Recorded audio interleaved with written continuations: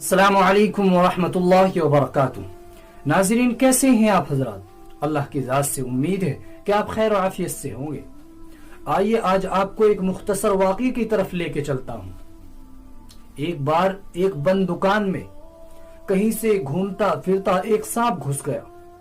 حالانکہ اس دکان میں سانپ کی دلچسپی والی کوئی چیز نہیں تھی جو اس کو چاہیے ہوتی ہے، لیکن اس دکان میں ایک آری پڑی ہوئی تھی تو سانپ اس سے ٹکرا کر تھوڑا سا زخمی ہو گیا۔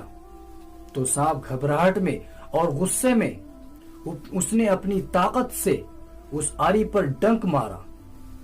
اب ڈنک مارنے کے بعد اس سانپ کے منہ سے خون بہنا شروع ہو گیا۔ اب اس سانپ کو اتنا غصہ آیا کہ اس سانپ نے اس آری کو یہ سوچا کہ شاید یہ کوئی جاندار چیز ہے، اس پر لپٹنا شروع ہو گیا اور اس کے ارد گرد لپٹ گیا اور اس کو لپیٹ کر اور اس کو جکڑ کر اور اس کو گھوٹ کر اس پر لپٹنا شروع ہو گیا اور اس آری کو مارنے کی کوشش کی۔ کس کو؟ اس آری کو۔ حالانکہ وہ تو آری تھی لیکن تیز دھار والی تھی۔ تو ہوا یوں کہ وہ سانپ خود ہی مر گیا اور خون میں لہو لہان ہو گیا اور جگہ جگہ سے کٹ گیا۔ دوسرے دن جب دکاندار نے دکان کو کھولا تو اس نے دیکھا کہ ایک سانپ آری کے ارد گرد لپٹا ہوا اور مردہ پڑا ہوا ہے، یعنی وہ مر گیا تھا۔ اور وہ سانپ کسی کے مارنے سے نہیں مرا تھا، بلکہ وہ سانپ اپنے خود ہی غصے کی وجہ سے اور خود کی تیش کی وجہ سے غصے کی وجہ سے بھیڑ چڑھ گیا تھا، جس کی وجہ سے اس نے اپنی جان دے دی۔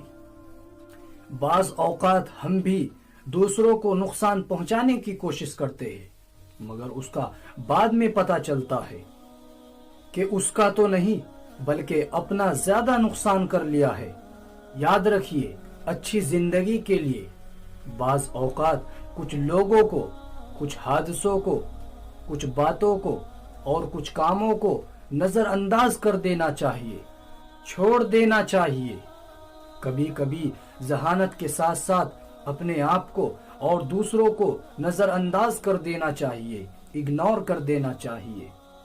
دوسروں کو درگزر کرنے کی، معاف کرنے کی عادت بنائے، یعنی دوسروں کو معاف کر دیا کرو اور اس کی معاف کرنے کی عادت لگاؤ۔ غالب کا مجھے ایک شعر یاد آ رہا ہے کہ میں نے زندگی کو یوں آسان کر دیا، کسی سے معافی مانگ لی اور کسی کو معاف کر دیا۔ ضروری نہیں ہے کہ ہم ہر عمل کا رد عمل دکھائے، یعنی ہر ایکشن کا ری ایکشن دکھائے۔ ہمارے کچھ رد عمل، کچھ ری ایکشن ہم کو صرف نقصان ہی نہیں بلکہ ہماری جان بھی لے سکتے ہیں۔ اس لیے کسی نے کہا ہے کہ صبر ایک ایسی سواری ہے جو اپنے سوار کو کبھی گرنے نہیں دیتی۔ صبر تو ایک ایسی سواری ہے جو اپنے سوار کو کبھی گرنے نہیں دیتی، نہ کسی کے قدموں میں اور نہ کسی کی نظروں میں۔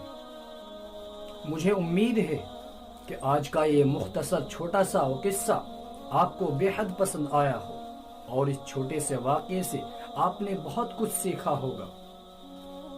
آپ لوگوں سے دعا کی درخواست ہے، میرے لیے دعا کریں۔ السلام